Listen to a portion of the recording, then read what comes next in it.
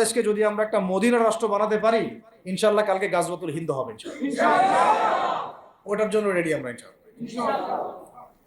পাকিস্তানের কাছে কিছুই নাই, আছে খালি 10টা-12টা পারমাণবিক অস্ত্র, তাতেই ভয়ে কাঁপতে থাকে।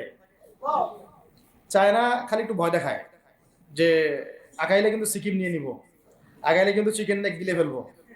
চায়নার ওই ছোট ছোট যোদ্ধাদের কাছে যে মাইকটা খায়, আর আমাদের এখানে দেখা যায় যে সীমান্তর মধ্যে একটা একটা কৃষকও যদি সীমান্ত থেকে দূরেও হাল চাষ করে, ওকে গুলি করে মেরে ফেলে। ফেলা নেই, ফেলানির কথা ভুলে গেছেন আপনারা? আমাদের বন্যা, এরকম কতগুলো মানুষকে সীমান্ত হত্যা করে মারা হয়েছে। আজকে গুগলে গিয়ে সার্চ করে দেখেন কতগুলো মানুষকে বিগত 15 বছরে সীমান্ত হত্যা করা হয়েছে। তো এখানে আমাদের স্বাধীনতার প্রশ্ন আসে না, এখানে গণতন্ত্রের কথা আসে না, সার্বভৌমত্বের কথা আসে না, না, বরং তারা ক্ষমতার জন্য ওদের কাছে ইমান বিক্রি করে দিয়েছে। ক্ষমতার জন্য এই উগ্রদের কাছে, মানে উগ্র হিন্দুত্ববাদীদের কাছে ওরা তাদের ইমান, ওদের আমল, ওদের তাকওয়া, ওদের দিন সব বিক্রি করে দিচ্ছে। আজকে ইয়াং ভাইদেরকে আমি খালি কয়েকটা নসিহত করতে চাই, আপনাদের জন্য আসা। আলোচনা অনেক শুনছেন জীবনে, নামাজ, রোজা, হজ, যাকাতের আলোচনা বহুত শুনছেন আলহামদুলিল্লাহ। তো এখনো যদি আপনারা নামাজ, রোজা, হজ, যাকাত, তাসবিহ, তাহলিল, জিকির, আজগার, কোরআন তেলাওয়াত, আখলাক ঠিক করা, মুরব্বীদের পরামর্শ নিয়ে চলা, ওলামায়ে কেরামের সাথে থাকা, এইগুলো যদি এখনো ঠিক না হয়ে থাকে, তাহলে ভাই আপনাদেরকে আমি একদিন সময় দিচ্ছি ঠিক করেন। কয়দিন সময় দিলাম? একদিন সময় দিচ্ছি, আপনি ঠিক করে নেন সব।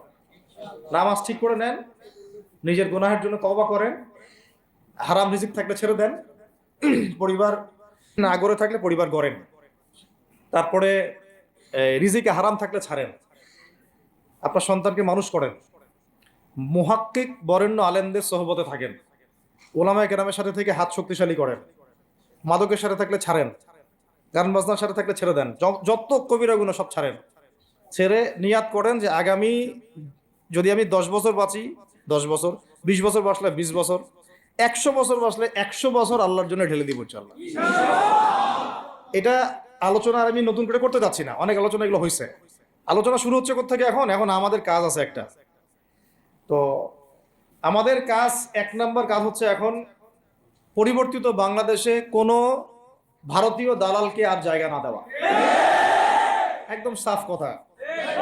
বরং প্রত্যেকটা ডিপার্টমেন্টে যেখানেই তারা লুকিয়ে আছে ঘাপটি মেরে, এই প্রত্যেকটা ভারতীয় দালালকে এখান থেকে বের করতে হবে। আমি একা বললে আমি পারবো না, আপনি একা বললে আপনি পারবেন না।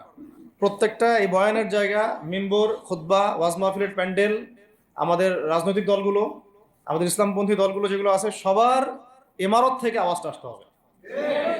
কারণ এরা যদি আর একটা বার সুযোগ করতে পারে, না থাকবে আপনার দেহ, আর না থাকবে আপনার মাথা। এখনই তো আপনাকে হুমকি দিচ্ছে, এখনই আপনাকে হুমকি দিচ্ছে যে কোনো সময় একটা একটা করে গুপ্ত হত্যা করবে এরা।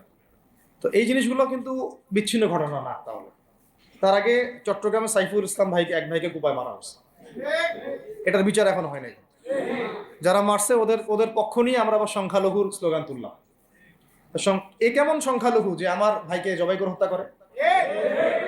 হ্যাঁ, সংখ্যালঘু নির্যাতন তো হচ্ছে ভারতে, ভারতের এক একটা মসজিদ তারা ভাঙতেছে এখন। এটা এটা এটা একটা লক্ষণ। আস্তে আস্তে ওর মানচিত্র মসজিদের মতোই ভেঙে খান খান হয়ে যাবে ইনশাআল্লাহ। এরা যেমন অখণ্ড ভারত চায়, আমরাও অখণ্ড ভারতই চাই। আমরা চাই অখণ্ড ভারত হবে কালিমা লা ইলাহা ইল্লাল্লাহ মুহাম্মাদুর রাসূলুল্লাহ। আপনারা তো মনে করেন যে ভারত আমাদেরকে ঘিরে রাখছে, তাই না? আসলে ভারতকে আমরা ঘিরে রাখছি।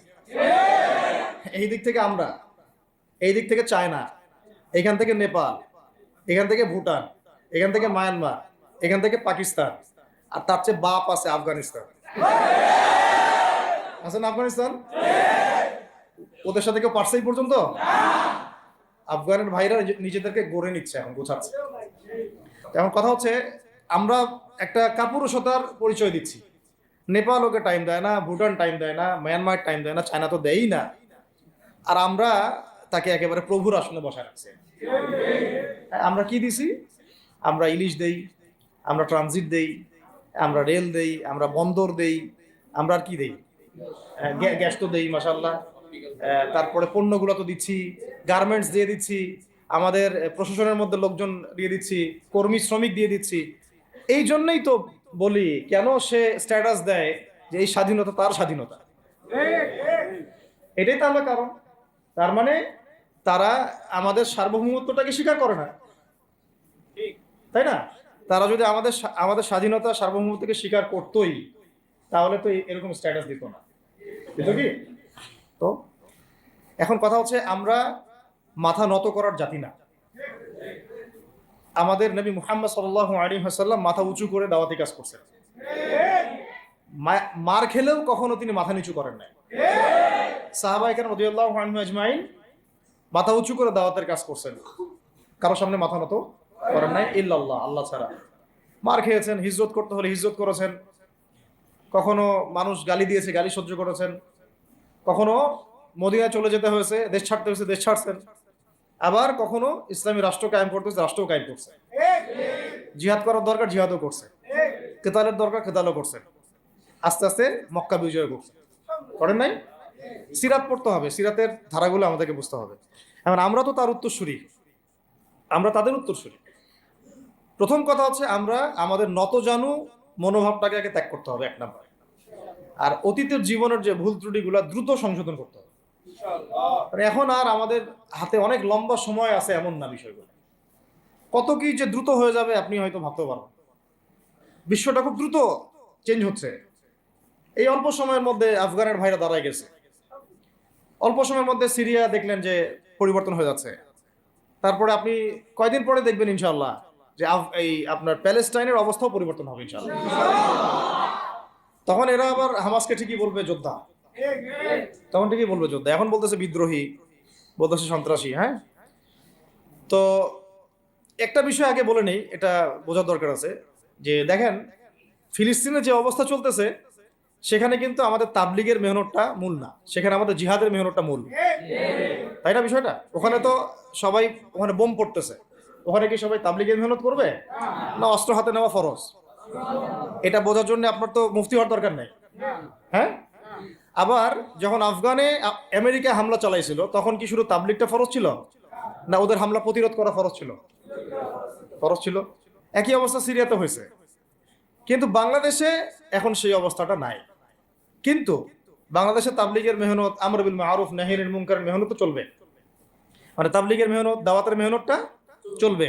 যদি যদি কখনো বাংলাদেশে দেখা যায় যে দেশের শত্রুরা বা দিনের শত্রুরা বা উগ্রবাদীরা এই দেশের স্বাধীনতা সার্বভৌমত্বের উপর আক্রমণ করে, তখন কি আমাদের উপরে জিহাদ ফরজ হবে কিনা?